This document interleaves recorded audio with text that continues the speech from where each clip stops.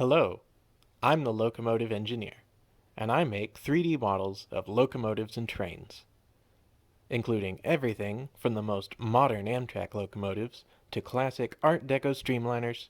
My collection of digital trains is always expanding, and I started this channel so I could share my work with all of you.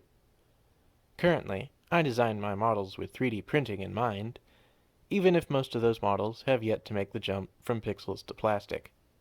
Here on the channel, I like to highlight my digital modeling through time lapses and explainer videos that show how I tackle each locomotive.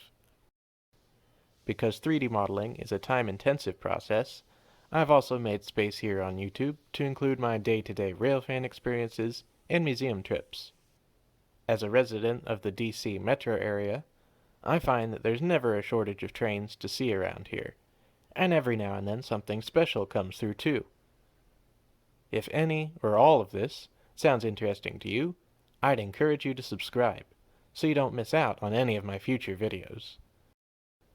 Feel free to check out my other social media too.